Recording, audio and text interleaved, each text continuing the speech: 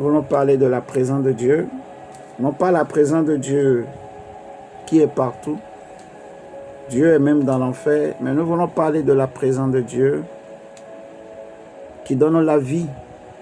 Comme la Bible dit dans Jean chapitre 1 que en elle était la vie et cette vie était la lumière des hommes. Donc c'est cette vie-là, cette présence de Dieu-là qui éclaire tout homme, qui est cette lumière-là qui éclaire tout homme. Et quand la présence de Dieu est quelque part, elle est censée attirer comme un aimant tout à lui. Elle attire tout à lui. Nous allons prendre le psaume 86. Ensuite, nous prendrons Daniel et Apocalypse. La présence de Dieu qui attire. La présence de Dieu qui attire. Dans le psaume 86, par exemple, la présence de Dieu qui attire. Psaume 86. Non, pas 86. 84, pardon, excusez-moi. Psaume 84. Nous voulons parler de la présence de Dieu qui attire. Et la Bible dit, verset 2. Que tes demeures sont aimables, Éternel des armées. Mon âme soupire languit après les parvis de l'Éternel. Mon cœur et ma chair poussent des cris vers le Dieu vivant. Le passereau même trouve une maison, et l'hirondelle un nid où elle dépose ses petits. Tes autels, Éternel des armées, mon roi et mon Dieu. Verset 5, c'est ce qui va nous intéresser. On dit, heureux ceux qui habitent où? Ta maison. Il peut te célébrer encore. Verset 6, heureux ceux qui placent en toi leur appui. Ils trouvent dans leur cœur des chemins tout tracés. Lorsqu'ils traversent la vallée de Baca, il la transforme en un lieu plein de sources. Et la pluie la couvre aussi de bénédictions. Leur force augmente pendant la marche et ils se présentent devant toi à Sion. On s'arrête là.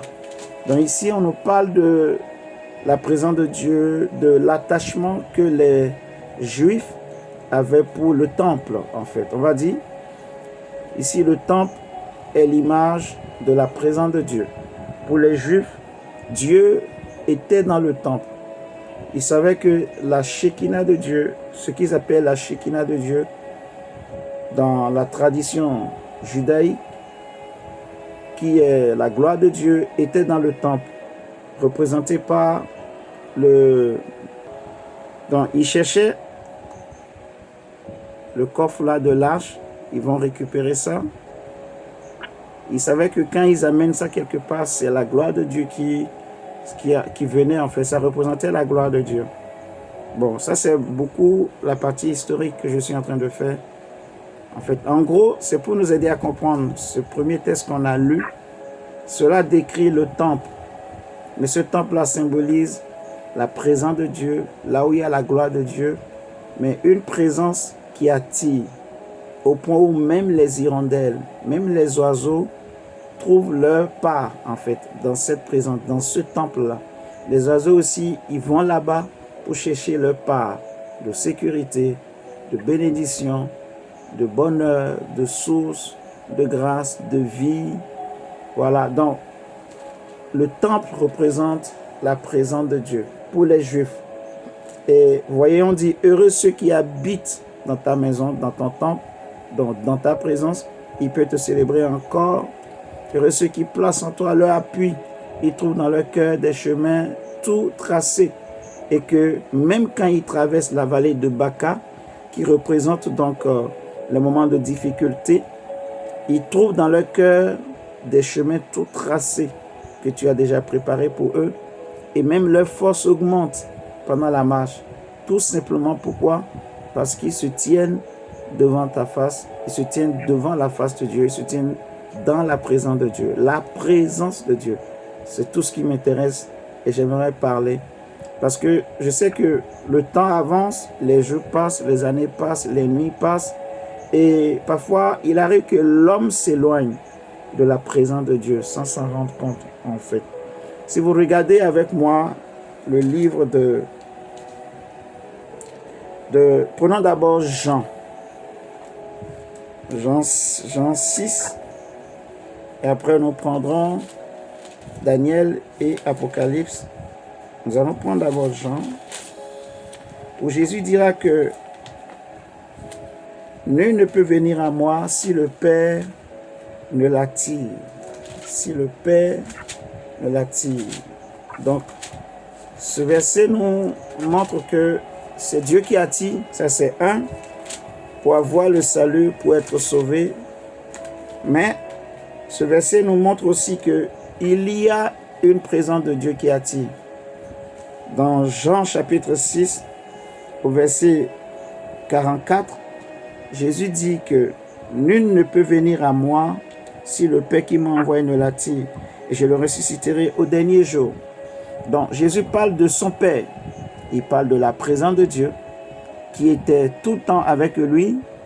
Si vous vous rappelez, j'aime souvent dire que Jésus disait souvent aux Juifs que celui qui m'a envoyé est toujours avec moi, il est toujours avec moi, il ne m'a jamais abandonné, il est toujours avec moi, il le répétait tout le temps. Le seul moment où il dira « Père, pourquoi m'as-tu abandonné ?» c'était à la croix. Et là, le Père l'avait vraiment abandonné, donc la présence de Dieu l'avait quitté. Aussi longtemps que cette présence-là était avec Jésus, il ne s'inquiétait pas, malgré la pression, l'opposition, la haine dont il était l'objet. Jésus ne s'inquiétait pas. Mais lorsque cette présence va le quitter vraiment à la croix de Golgotha, c'est là que la parole de Dieu nous enseigne que Jésus a ressenti le poids de la souffrance des hommes, de leur douleur, de leur péché. C'est pour cela on a dit plutôt qu'il a paru comme un vrai homme. Il est un vrai Dieu, mais il a vécu comme un vrai homme. Il a participé aussi à nos souffrances, à nos pleurs, à nos difficultés, mais sans jamais pécher. Il a porté nos péchés, mais sans jamais pécher. Vous voyez, à la croix, Dieu a été obligé de l'abandonner justement pour qu'il puisse porter tous les péchés des hommes, porter toutes les souffrances des hommes, qu'il puisse porter les conséquences de nos péchés. Il a été châtié pour nous. Donc ce verset de Jean 6, 44 nous enseigne que il y a une présence de Dieu qui attire. Comme toi et moi par exemple. Si nous sommes aujourd'hui en Christ, mon frère, ma soeur, c'est parce que Dieu nous a attirés. Amen. Amen.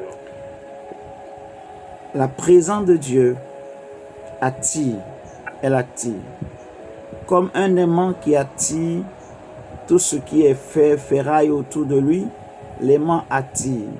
Et la présence de Dieu aussi attire. Jésus même dira que là où sera le cadavre, c'est là que s'assemblera les vautours. C'est une façon de dire en fait que la présence de Dieu attire. La présence de Dieu doit nous attirer. Elle doit nous attirer à lui. Si elle est là, si elle est avec nous, si elle est dans notre maison, elle doit nous attirer à lui. Si elle ne nous attire plus, c'est que quelque part, on s'est éloigné, on s'est détourné. Nos cœurs, nos yeux se sont détournés de cette présence-là. Regardez par exemple avec moi dans Daniel, nous irons même jusqu'à lire Exode chapitre 3, lorsque le prophète Moïse était en train de paître les brebis de son beau-père, le troupeau de son beau-père Jéthro, et il a eu cette grande vision, cette grande révélation. Il voyait un buisson en train de brûler, mais ne se consumait pas. Donc il voit un buisson qui brûle en plein feu, mais sans se consumer. Il a dit, quelle était cette grande vision? J'irai voir. Je vais me détourner, j'irai voir. C'est là qu'il s'est détourné, et quand il s'est approché, il a entendu la voix de Dieu qui lui a parlé pour lui dire que je suis le Dieu de ton père Abraham, Isaac et Jacob. Le lieu où tu te tiens est un lieu saint. Ôte tes souliers, ainsi de suite. Vous connaissez la suite. Donc c'est comme ça que Moïse a rencontré la présence de Dieu. Donc quelque chose l'a attiré. Vous voyez? Quelque chose l'a attiré parce que ses yeux étaient là-bas Ses yeux, ses regards, ses pensées étaient là. Moïse n'était pas détourné. Moïse n'était pas... Il ne s'est pas détourné, voilà, c'est le mot juste. Donc, si la présence de Dieu n'attire pas ou n'attire plus, peut-être qu'à un moment donné, on s'est détourné. On a tourné les yeux. On regarde ailleurs. Et quand je dis on a tourné les yeux, je veux parler des yeux du cœur, en fait. C'est que l'intérieur est tourné, est focalisé peut-être sur autre chose. Quand vous regardez avec moi Daniel, par exemple, regardons un peu cette image, la présence de Dieu. Dans le livre de Daniel, Daniel chapitre 7,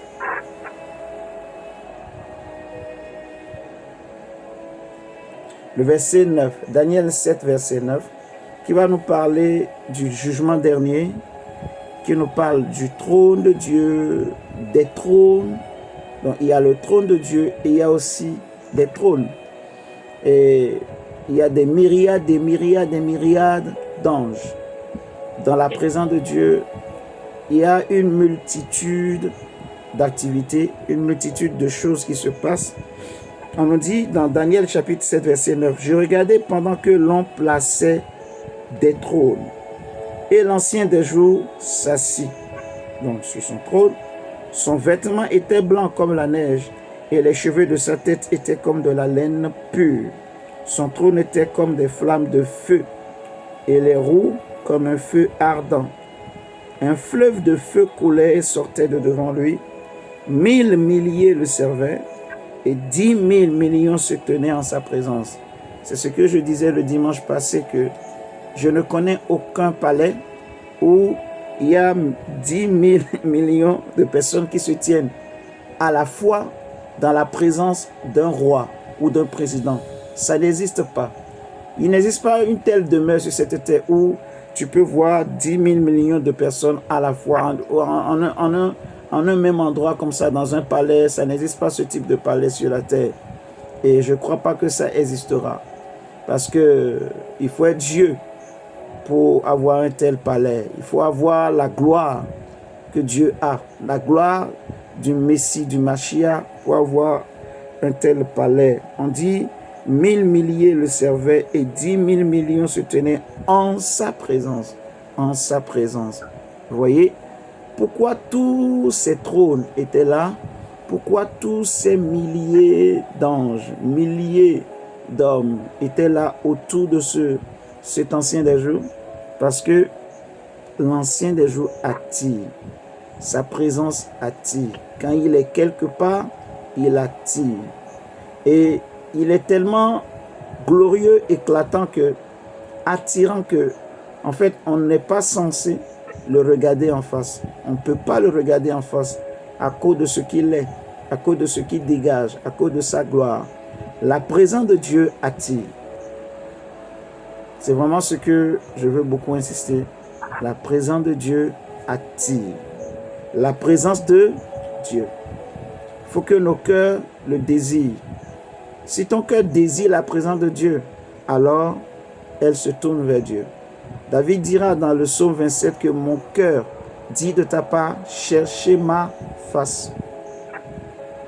Amen. Regardons Apocalypse. On va nous parler également. L'apôtre Jean va nous décrire un peu le trône de Dieu. Donc, comment la présence de Dieu attire. Dans Apocalypse.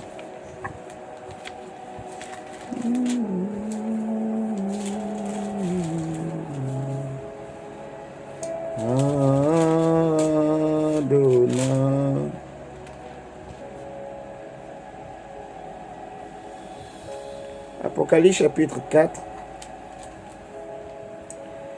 Déjà, bon, on peut lire, ça tout le monde le connaît déjà normalement. Lisons le chapitre 1, le verset 12, il nous dit « Je me retournai pour connaître quelle était la voix qui me parlait, et après m'être retourné, je vis 7 chandeliers d'or. Au milieu de 7 chandeliers, quelqu'un qui ressemblait à un fils d'homme, vêtu de longue robe et ayant une ceinture d'or sur la poitrine. Sa tête et ses cheveux étaient blancs comme de la laine blanche, comme de la neige. Ses yeux étaient comme une flamme de feu. Ses pieds étaient semblables à de l'airain ardent, comme s'il eût été embrasé dans une fournaise. Et sa voix était comme le bruit de grandes eaux. Il avait dans sa main droite 7 étoiles. De sa bouche sortait une épée aiguë à 2 tranchants, et son visage était comme le soleil lorsqu'il brille dans sa force. La présence de Dieu. Quand je le vis, je tombais à ses pieds comme mort. Vous voyez, il posa sur moi sa main droite en disant, « Ne crains point, je suis le premier, le dernier et le vivant. J'étais mort et voici, je suis vivant au siècle des siècles. Je tiens les clés de la mort et du séjour des morts. » Nous allons sauter et nous allons lire le chapitre 4. Le chapitre 4, il est dit au verset 1. « Après cela, je regardais, voici une porte était ouverte dans le ciel. La première voix que j'avais entendue, comme le son d'une trompette, et qui me parlait, dit, « Monte ici, je te ferai voir ce qui doit arriver dans la suite. » Aussitôt, je fus ravi en esprit, et voici, il y avait un trône dans le ciel, et sur ce trône, quelqu'un était assis. Celui qui était assis avait l'aspect d'une pierre de jaspe et de sardoine, et le trône était environné d'un arc-en-ciel semblable à de l'émeraude. Autour du trône, je vis 24 trônes, et sur ces trônes, 24 vieillards assis, revêtus de vêtements blancs, et sur leur tête des couronnes d'or. Du trône sortent des éclairs, des voix et des tonnerres. Devant le trône brûlent 7 lampes ardentes, qui sont les 7 esprits de Dieu. Il y a encore devant le trône comme une mer de verre, semblable à du cristal. Au milieu du trône et autour du trône, il y a 4 êtres vivants remplis d'yeux devant et derrière. Le premier être vivant est semblable à un lion, le second être vivant est semblable à un veau, le troisième être vivant a la face d'un homme, et le quatrième être vivant est semblable à un aigle qui vole. Les 4 êtres vivants ont chacun 6 ailes, et ils sont remplis d'yeux tout autour et au-dedans. Ils ne cessent de dire jour et nuit, Saint, Saint, Saint est le Seigneur Dieu, le Tout-Puissant, qui était, qui est et qui vient. Quand les êtres vivants rendent gloire et honneur et action de grâce à celui qui est assis sur le trône, à celui qui vit au siècle des siècles, les 24 vieillards se prosternent devant celui qui est assis sur le trône et ils adorent celui qui vit au siècle des siècles et ils jettent leur couronne devant le trône en disant, « Tu es digne, notre Dieu, tu es digne, notre Seigneur et notre Dieu, de recevoir la gloire et l'honneur et la puissance, car tu as créé toutes choses et c'est par ta volonté qu'elles existent et qu'elles ont été créées. » Je m'arrête là. Donc, c'est une longue lecture qu'on vient de faire et c'est très intéressant parce que ça nous parle en fait de ce qu'on appelle la présence de Dieu en fait, de ce qu'il y a dans la présence de Dieu, de ce qui se passe dans la présence de Dieu. Ça nous parle en fait de la gloire de Dieu. Vous voyez, la Bible dira que l'Église est le temple du Saint-Esprit. L'Église est l'habitation de Dieu en esprit. La Bible dit que l'Église est la colonne et l'appui de la vérité. Jésus dit que tu es pierre et sur cette pierre je bâtirai mon Église et les portes du séjour des morts ne prévaudront point contre elle. Donc l'Église, c'est l'épouse, c'est la fiancée du Christ. Quand on cherche Jésus, on doit le trouver dans l'Église. L'Église est le lieu de prédilection où la présence de Dieu habite. En fait, nous savons aujourd'hui que Dieu aime l'homme. Il a tellement aimé l'homme, il veut tellement vivre avec l'homme qu'il a accepté d'envoyer son propre fils, de venir lui-même se faire chair et de mourir afin de racheter l'homme pour que l'homme puisse désormais vivre éternellement avec lui. Donc Dieu veut habiter en moi, Dieu veut habiter en toi, Dieu veut que sa présence soit permanemment avec nous. En fait, Dieu est toujours avec nous, mais c'est l'homme qui s'est toujours éloigné de Dieu. Si vous vous rappelez dans Genèse, Lorsque Adam et Ève ont péché, quand Dieu était venu le soir pour les rencontrer, ce n'est pas Dieu qui a fui, mais c'est Adam lui-même qui a pris sa femme et qui s'est éloigné. Il a dit, j'ai entendu ta voix dans le jardin et je me suis caché. Je me suis éloigné parce que j'étais nu. Et Dieu va lui dire, qui t'a appris que tu es nu? Vous voyez? Donc, c'est lorsque l'homme lui-même se détourne. C'est l'homme qui se détourne, en fait, de la présence de Dieu. Mais Dieu est toujours avec nous. Dieu sera toujours avec nous. Mais c'est nous, parfois, quand on s'éloigne de la présence de Dieu, eh bien, on ne va plus vivre cette présence de Dieu. Elle ne peut plus nous attirer. On a besoin d'être attiré par la présence de Dieu. Amen, amen. Il arrive, en fait, quand les jours passent, les mois passent, les nuits passent, les années passent, les temps passent, que l'homme, parfois on peut tomber dans les habitudes et on se détourne de la présence de Dieu. On donne des priorités à autre chose. La Bible va nous enseigner deux choses. Nous allons analyser, étudier en fait deux personnages, vraiment pour bien comprendre la présence de Dieu qui attire et l'importance de veiller et de prier. Comme Jésus lui-même nous a dit, quand vous priez, dites notre Père qui es aux cieux, que ton nom soit sanctifié, certes, mais que ton règne vienne, que ta présence soit avec nous. Attire-nous dans ta présence. La présence de Dieu doit attirer mon cœur. Si elle n'attire plus mon cœur, c'est que mon cœur est devenu froid, peut-être. Mon cœur a trouvé autre chose. Mon cœur est pris d'autre chose. Mon cœur est passionné d'autre chose. Mais c'est la présence de Dieu qui doit m'attirer. Je dois être sensible à la présence de Dieu. Je dois désirer la présence de Dieu. Nous pouvons prendre par exemple Genèse d'abord et après nous allons prendre Luc. Prenons d'abord Genèse 38 et nous allons voir le cas de Judas. Judas en fait, qui est censé être celui par qui Dieu allait envoyer le Messie. Judas qui était censé être un homme béni. Mais la Bible nous dira que dans Genèse 38, le verset 1, que en ce temps-là, Judas s'éloigna de ses frères. Judas s'éloigna de ses frères et se retira vers un homme d'Adullam nommé Hira. Là, Judas vit la fille d'un Cananéen nommé Shua. Il l'a pris pour femme et alla vers elle. Donc, je peux déjà m'arrêter là. Parce que le reste, on pourra le lire après. Ici, ce qui m'intéresse, c'est qu'on dit Judas va s'éloigner de ses frères et il va se rapprocher d'un autre homme. Donc, Judas s'est éloigné en particulier de son père.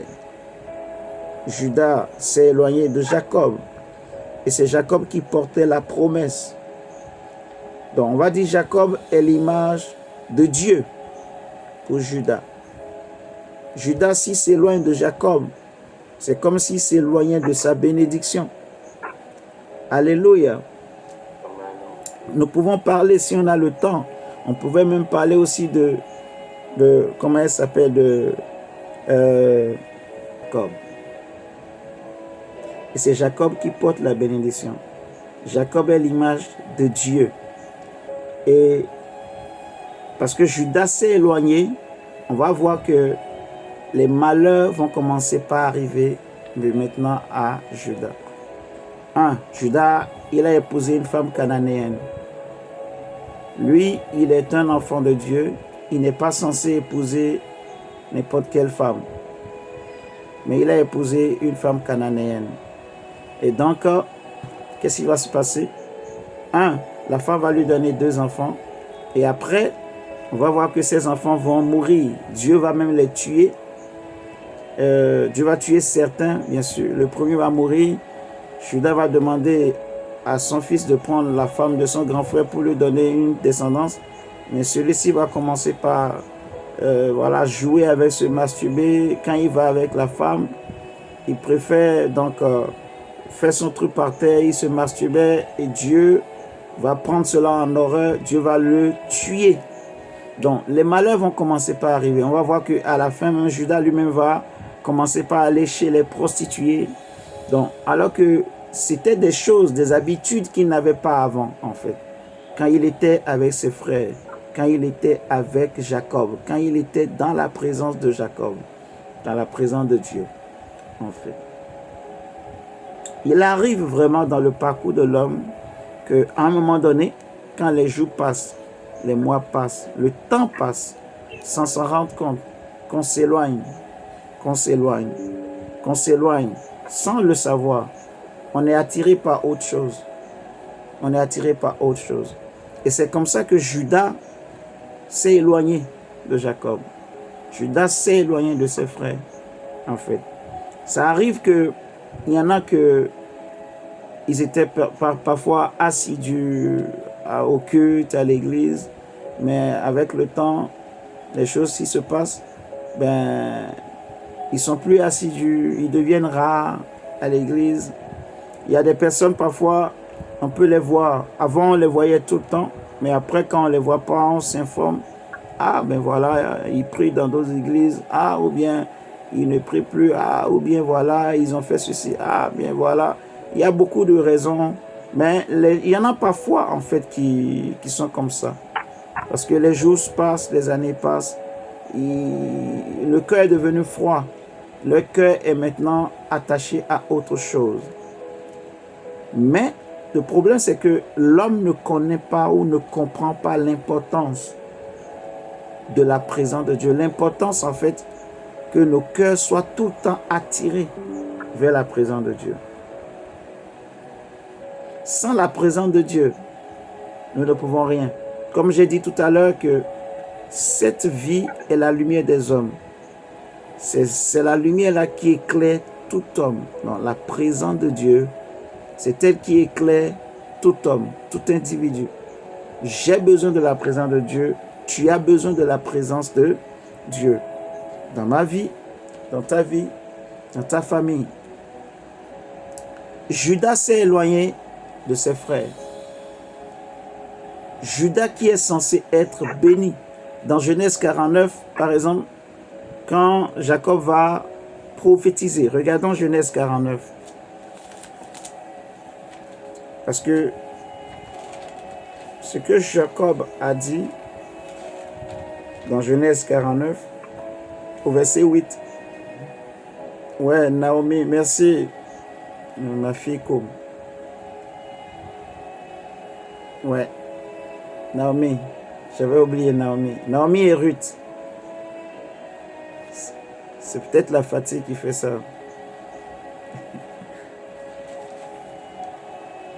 Genèse 49, verset 8. Regardez avec moi. La Bible dit Judas, c'est Jacob qui prophétise. Il dit, tu recevras les hommages de tes frères. Ta main sera sur la nuque de tes ennemis. Les fils de ton père se prosterneront devant toi. Judas est un jeune lion. Tu reviens du carnage, mon fils. Il ploie les genoux, il se couche comme un lion, comme un lion qui le fera lever. Le sceptre ne s'éloignera point de Judas, ni le bâton souverain d'entre ses pieds, jusqu'à ce que vienne le Shiloh et que les peuples lui obéissent. Il attache à la vigne son âne et au meilleur cep le petit de son ânesse. Il lave dans le vin son vêtement, il est dans le sang des raisins son manteau. Il a les yeux rouges de vin et les dents blanches de lait. Voyez ce que Jacob a prophétisé sur Judas. Judas, tu recevras les hommages de tes frères et ta main sera sur la nuque de tes ennemis.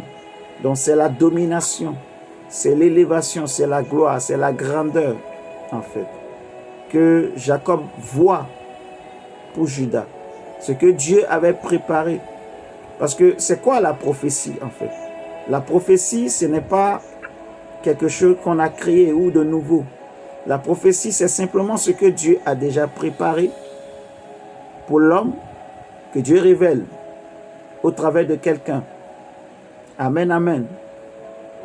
Donc, la prophétie ne crée rien, en fait. La prophétie révèle simplement ce qui est déjà en Dieu, ce que Dieu a déjà prévu. C'est tout, en fait. Donc, ce que Jacob prophétisait ici, ce n'est pas lui qui a créé, non. C'est les choses qui étaient déjà arrêtées par Dieu depuis longtemps pour Judas. Judas, tu recevras les hommages de tes frères. Ta main sera sur la nuque de tes ennemis. Les fils de ton père se prostéreront devant toi. Mais toutes ces choses s'accompliront à quelles conditions ou dans quelles conditions? Si Judas reste dans la présence de Dieu. Si Judas ne s'éloigne pas de la source de la présence de Dieu. Si Judas se laisse attirer toujours par la présence de Dieu, en fait. Notre prière ce soir sera vraiment que le Seigneur nous attire, que nos cœurs ne s'éloignent pas de la présence de Dieu, mais que nos cœurs soient tournés et non détournés, que nos cœurs soient tournés davantage vers la présence de Dieu, que le Seigneur attire nos cœurs vers sa présence. Vous savez, il arrive des fois où tu sens toi-même ton cœur, tu sens, peut-être que, je crois que vous l'avez déjà vécu vous-même. Quand tu es en train de prier, quand Dieu est là, tu peux le sentir. Tu sens l'atmosphère changer. Tu sens que ta manière de prier a changé. Tu sens que tu ne pries plus de la même manière. Tu ne chantes même plus de la même manière. Tu sens que là, la dimension a changé. Tu es rentré dans une autre dimension, même en chantant. On peut être là en train de prier et puis on entonne juste un chant. Depuis là, tous les chants qu'on chante là, Dieu agrée. Mais on va entonner un chant qui peut toucher le cœur de tout le monde, toucher le cœur de quelqu'un et l'atmosphère change. Vous voyez? Et on passe dans une autre dimension. On rentre dans une autre présence de Dieu. Et tu le sens, en fait, tu sens. Chacun peut ressentir de différentes manières, en fait. Et quand ton cœur est vraiment sensible, tu peux sentir dans ton cœur, tu sens dans ton cœur toi-même que non, je ne suis plus attiré, vraiment comme ça se doit. Vous voyez, Paul va le dire dans Romains 7, il dit que le bien que je veux faire, ce n'est pas ce que je fais en fait, mais c'est le mal que je ne veux pas que je fais. Que Dieu nous délivre. Vous savez que le Dieu que nous prions est un Dieu saint. Et un enfant de Dieu doit se sanctifier, doit se purifier. Et il arrive parfois dans le parcours de l'homme que, à cause des réseaux sociaux aujourd'hui, que voilà, on soit tout le temps sur les réseaux sociaux et on commence par scroller tout ce qui passe et toutes ces impuretés qui passent sur les réseaux sociaux, on regarde plein de choses. Donc, c'est des choses qui captivent. Il y a vraiment une puissance derrière. Et quand ça captive, ça va souiller justement l'homme intérieur en nous et ça enlève le goût ou l'attirance, la soif qu'on peut avoir pour Dieu. Et c'est tout cela, en fait, c'est un enchaînement de beaucoup de choses. Vous voyez? C'est des choses parfois qui peuvent souiller, en fait, notre intimité avec Dieu. Vous voyez? Ce qui fait que on est lourd. Je vais vous donner un autre exemple. Parfois, quand on veut prier, quand tu veux prier, et on veut prier, on commence par prier. Il t'est jamais arrivé que tu as l'impression que tu as à peine commencé par prier. Mais pour toi, c'est comme si tu as déjà fait une éternité. Et tu regardes l'heure, tu as à peine fait 5 minutes. Mais c'est comme si tu as déjà fait 1 heure. Tu as regardé l'heure pour voir combien de temps tu as déjà fait. Tu as fait que même 2 minutes ou 5 minutes.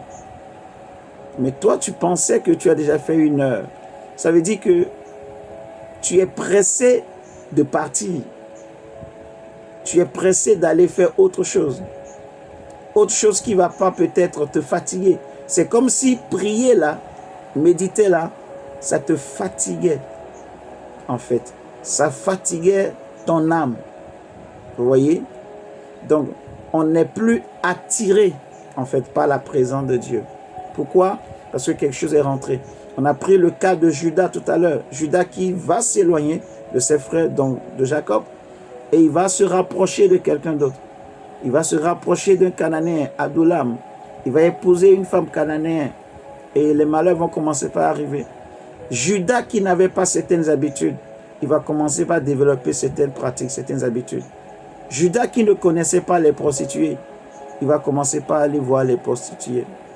C'est comme ça que vous pouvez voir un chrétien qui ne regardait pas les films sales, il peut commencer par regarder, juste à cause par le téléphone, en scrollant toutes ces choses qui passent sur les réseaux sociaux. C'est pour cela qu'il faut vraiment veiller. C'est des petites choses, mais qui souillent l'âme, en fait. Ça souille l'âme. Ça souille l'âme. Les trucs des réseaux sociaux, c'est pas mauvais de regarder.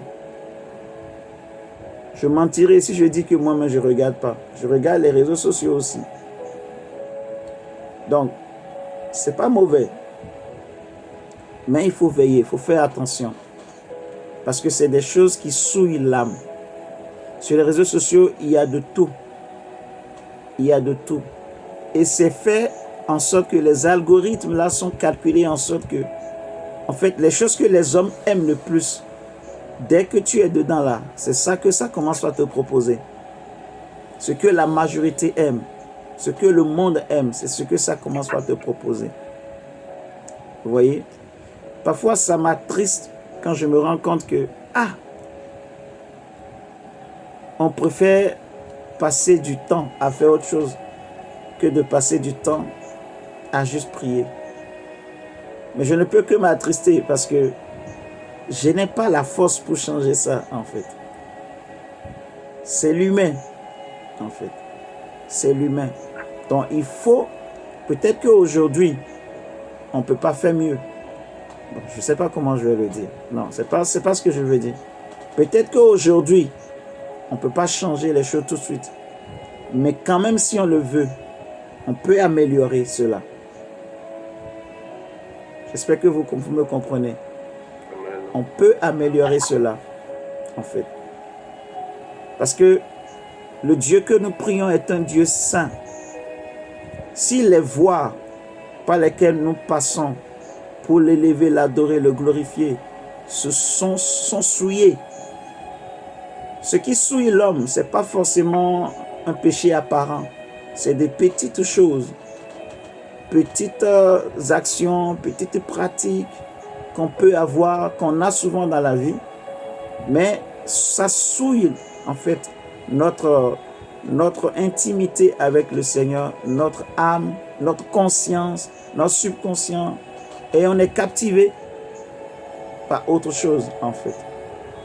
C'est ce qui est arrivé à Judas. Et Judas, lui qui ne connaissait pas le chemin des prostituées, il a commencé par aller chez les prostituées. Vous voyez? C'est comme ça qu'il y a des chrétiens parfois qui commencent à se masturber, qui commencent à regarder des films sales, qui commencent par devenir violents, arrogants, méchants, simplement parce qu'à un moment donné, ils se sont éloignés de la présence de Dieu. La présence de Dieu ne les attire plus. Nous allons parler également du cas du fils prodigue. Et après, on va remercier le Seigneur. Mais on peut aussi prendre le cas de Naomi et de Ruth, qui sont aussi, c'est pareil en fait. Naomi et son mari, à cause de l'amour de l'argent, eux, ils ont quitté Israël. Mais après, qu'est-ce qui s'est passé? Le mari est mort, les deux fils sont morts. C'est là que Naomi s'est réveillée. Ah, je vais retourner dans mon pays. Vous voyez? Donc, il faut vraiment veiller, parce que quand les jours passent, le temps passe, l'homme a souvent tendance, surtout quand les habitudes s'installent, à s'éloigner de la présence de Dieu. Inconsciemment, on s'éloigne de la présence de Dieu au lieu de nous rapprocher de la présence de Dieu. C'est un combat de tous les jours, en fait. Le combat contre la chair, le combat contre les désirs, les mauvaises pensées. Même pas le diable, là, on met même le diable de côté. Mais c'est nous-mêmes, quoi. Tout ce qui est en nous. Il y a tout un bataillon qui ne vient que de nous-mêmes, qui ne veut pas qu'on aille vers Dieu, en fait. Les désirs, les passions de la chair, les convoitises, parce que les convoitises, ce n'est pas le diable, c'est dans l'homme. Vous le savez ça déjà. Chacun est attiré par sa propre convoitise. Donc, regardez maintenant avec moi Luc 15, l'enfant prodigue. On a vu que quand l'homme s'éloigne de la présence de Dieu, il commence par emprunter des voies sales. L'un des signes qui atteste qu'on n'est plus attiré par la présence de Dieu, quand on commence par emprunter des voies sales. Donc, comme Judas, on va voir maintenant l'enfant prodigue. On va voir aussi que l'amour de l'argent est aussi un grand danger. L'argent. Donc, l'enfant prodigue, la Bible dit, verset 11, il dit encore, un homme avait 2 fils. Le plus jeune dit à son père, mon père, donne-moi la part de bien qui doit me revenir. Et le père leur partagea son bien. Peu de jours après, le plus jeune fils, ayant tout ramassé, partit pour un pays éloigné, et il dissipa son bien en vivant dans la débauche. Voilà, la débauche. Quand il était avec son père, il ne connaissait pas la débauche. Il ne connaissait pas donc la prostitution, les films sales, les pornographies, toutes ces choses, l'alcool. Il ne connaissait pas ça, mais il s'est éloigné et il s'est livré maintenant. Il a connu, il a été initié et il a commencé, il a pris goût. La Bible dit, il a dissipé son bien en vivant dans la débauche. Lorsqu'il eut tout dépensé, une grande famine survint dans ce pays et il commença à se trouver dans le besoin. Il alla se mettre au service d'un des habitants du pays qui l'envoya dans ses champs garder les pourceaux. Il aurait bien voulu se rassasier des carouges que mangeaient les pourceaux, mais personne ne lui en donnait. On dit, étant rentré en lui-même, il dit, combien de mercenaires chez mon père ont du pain en abondance et moi ici je meurs de faim. Je me lèverai, j'irai vers mon père, je lui dirai, mon père, j'ai péché contre le ciel et contre toi. Je ne suis plus digne d'être appelé ton fils. Traite-moi comme l'un de tes mercenaires. Et il se leva et alla vers son père. Comme il était encore loin, son père le vit et fut ému de compassion. Il courut se jeter à son cou et le baisa. Le fils lui dit, mon père, j'ai péché contre le ciel et contre toi. Je ne suis plus digne d'être appelé ton fils. Mais le père dit à ses serviteurs, apportez vite la plus belle robe et l'en revêtez. Mettez-lui un anneau au doigt et des souliers aux pieds. Amenez le veau gras et tuez-le. Mangeons et réjouissons-nous. Car mon fils que voici était mort et il est revenu à la vie. Il était perdu et il est retrouvé. Et il commençait à se réjouir. Donc, nous voyons que le même danger, c'est la souillure. Les petites choses, en fait. Même scénario, le fils prodigue demande à son père, donne-moi mon héritage. Il prend l'héritage, il s'éloigne de la maison familiale, il s'éloigne de son père, qui est l'image de la présence de Dieu. Et c'est là maintenant que, comme la présence de Dieu n'était plus là pour l'attirer, parce que c'est quand la présence de Dieu nous attire, qu'elle nous empêche, en fait, de faire certaines choses. Elle nous protège, elle nous sécurise, en fait, la présence de Dieu. Non seulement elle va nous défendre, non seulement elle va nous bénir, mais elle nous empêche, parce qu'elle nous attire à lui, à elle, cette présence-là, elle va nous empêcher de faire certaines choses. quand la présence de Dieu nous attire et nos cœurs sont touchés, eh bien, il y a des choses qu'on ne peut pas faire. On aura le dégoût de faire certaines choses. Mais quand nos cœurs sont détournés de la présence de Dieu, c'est là que facilement on commence par prendre goût petit à petit. On commence par aimer petit à petit. Parfois des choses qu'on avait haïes hier. Moi, je sais que il m'arrive des fois où certaines habitudes que j'avais quand j'étais enfant, quand j'étais ado, ouais, on va dire ado comme ça, quand j'étais encore vraiment, vraiment jeune, il y avait certaines habitudes, certaines pratiques que j'avais et parfois de temps en temps, j'ai l'impression que ça va revenir. Ce n'est même pas des habitudes. En fait, c'est surtout des rêves, des songes que je faisais avant. Quand j'étais vraiment, vraiment jeune. Et quand je sens que ces choses-là reviennent, je sais que mon niveau est en train de baisser. Donc avant, ça m'inquiétait beaucoup. Bon, aujourd'hui, ça ne m'inquiète plus. Je comprends seulement en fait que voilà, l'ennemi cherche à rôder, c'est la chair cherche à reprendre le dessus. Il faut juste que je veille. Donc, je veille. Je me connais, je connais mon corps, je connais mes faiblesses.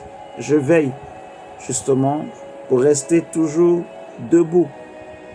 Vous voyez? Donc, chacun doit se connaître et chacun doit savoir discerner, lire les signes, discerner pour savoir, pour en fait s'examiner pour savoir est-ce que je suis en train de me détourner de la présence de Dieu ou bien je suis attiré par la présence de Dieu. Est-ce que je suis attiré par autre chose? Amen, amen. Ce que j'ai aimé, c'est que quand l'enfant prodigue, lui-même, il est rentré en lui-même, la Bible dira. Vous voyez, il est rentré en lui-même, il a réalisé que j'ai commis une erreur. Je me suis trop éloigné de mon Père. C'est pour cela que tout ceci m'arrive, en fait. Il dit alors, il s'est repenti lui-même. Et il dit, j'irai demander pardon à mon Père. Et c'est ce que nous devons faire, en fait. Demander pardon à Dieu si nos cœurs se sont détournés et que nous nous sommes attachés à autre chose. Mais prier et supplier vraiment le Seigneur d'attirer nos cœurs davantage à lui. On va demander à Dieu que ce que nous voulons, c'est sa présence. Sa présence. Sa présence. Nous voulons sa présence. Que sa présence soit avec nous. Que sa présence nous attire. Nous attire. Tu vois? Parfois, je désire ce moment-là où on vient à l'église un dimanche matin comme ça et personne n'a envie de rentrer. On a fini le culte, mais personne n'a envie de rentrer. Non pas parce que les gens veulent rester et parler, mais parce que les gens veulent continuer de prier. On a fini le culte, mais les gens continuent de chanter, les gens continuent d'adorer, les gens continuent de louer. Je rêve de ce genre de moment, en fait.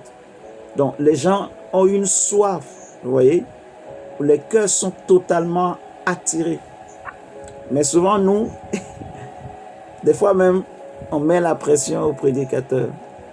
Surtout, on est en Europe, on est en France. Il faut respecter l'heure. Il ne faut pas dépasser l'heure. Si on dépasse l'heure, bon, je sais que dans notre assemblée, ça va. Les gens ne font pas trop cas de ça.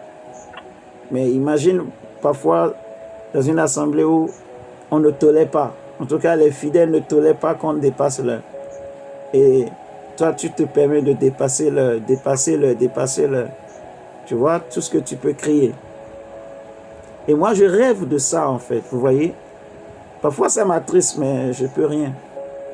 Et c'est humain. Même dans nos propres maisons. Tu vas voir. Parce que moi, tout ça, j'analyse, en fait. Le Seigneur m'enseigne beaucoup au travers de tout ça. Et il me forme. Et je comprends, en fait. Tu vois, tu es là, tu pries. Toi, tu as l'impression que tu as déjà fait 30 minutes. Mais regarde l'heure. Tu vas voir que c'est seulement 1 minute que tu as fait. Mais tu regardes déjà l'heure parce que tu as envie d'aller faire autre chose. Que Dieu nous pardonne et que le Seigneur nous attire dans sa présence. Qu'il nous donne la soif de sa présence. Si nos cœurs se sont détournés, que le Seigneur ramène nos cœurs à Dieu. Prions pour demander vraiment, comme la Bible dit, n'attristez pas son Saint-Esprit. Que si le Saint-Esprit nous l'avons attristé, que le Seigneur nous pardonne. Mais que sa présence soit avec nous. David a dit, ne me retire pas ton Saint-Esprit, ton bon esprit. Prions notre Dieu pour demander, Seigneur, sois avec nous. Que ta présence ne nous quitte pas, ne se retire pas de nous, ne nous abandonne pas. Que ta présence soit toujours avec nous. Élevons la voix et prions le Seigneur ainsi. Demandons à Dieu que sa présence soit toujours avec nous. Demandons pardon si nous nous sommes détournés. Demandons pardon si nous avons souillé nos cœurs, nos âmes, au travers des choses qu'on voit, qu'on regarde. Demandons pardon, repentons-nous de toute forme de débauche, de perversité, de toute forme de fantasme, toute forme d'impureté, tout ce qui peut souiller notre âme. Demandons pardon à Dieu et prions que le Seigneur nous purifie, nous lave, nous sanctifie. Que le Seigneur nous purifie par son sang, qu'il purifie nos cœurs, nos âmes, nos esprits. Seigneur, nous te prions ce soir de nous laver, de nous pardonner déjà. Pardonne tous nos péchés. Pardonne nos fautes, Adonai. Et lave-nous, Seigneur, par ton sang. Que ton sang nous purifie. Pardonne, Seigneur, toute débauche, Papa. Pardonne toute forme de fantasme, de perversité. Pardonne, Seigneur, nos péchés. Seigneur, pardonne-nous, ô Dieu, tout mauvais désir. Seigneur, tout ce qu'on a pu penser, imaginer, regarder, Seigneur, désirer et qui ait pu souiller notre âme, souiller nos voies, nous te demandons pardon. Seigneur, heureusement que ta grâce est là avec nous et qu'elle nous garde et que c'est par grâce que nous sommes sauvés. Heureusement que, Seigneur, l'accès à ta présence n'est pas conditionné par tout cela, mais c'est par ta grâce que nous avons accès à ta présence, Seigneur. Et nous te prions, Seigneur, ce soir, que, Seigneur, ta présence soit avec nous. Nous voulons que ta présence nous attire. Nous ne voulons pas, Seigneur, être repoussés par ta présence. Nous ne voulons pas sortir de ta présence. Nous voulons, Seigneur, que nous puissions être attirés par ta présence et que nous n'ayons pas envie de sortir de ta présence, Seigneur. Donne-nous la soif de ta présence. Seigneur, nous voulons cette église-là où, parfois, quand nous nous rassemblons, nous n'avons plus envie de partir, tellement que ta gloire est descendue, tellement que ta présence est là et que nos cœurs sont attirés. Nous prions, Seigneur Jésus, que tu nous attires à toi. Seigneur, merci d'augmenter en nous la soif de Dieu. Seigneur, rends nos cœurs purs, rends nos voix pures devant toi, ô Dieu. Seigneur, que ta présence nous attire, ô Dieu. Tu as dit, personne ne peut venir à toi si le Père ne l'attire. Nous prions, Père, que tu nous attires à toi ce soir. Père, attire-nous à toi ce soir, ô Dieu. Attire chacun de nous à toi, ô Dieu. Seigneur, attire nos cœurs à toi. Seigneur, attire nos âmes à toi. Éternel Dieu, nous te supplions, ô Père, que tu nous attires à toi, Jésus. Seigneur, attire-moi à toi. Seigneur, pardonne nos péchés. Seigneur, pardonne-nous toute impureté. Et attire-nous à toi, Adonai. Au nom de Jésus-Christ, Seigneur, nous t'avons ainsi prié. Amen. Amen. Amen. Merci, Seigneur. Donc,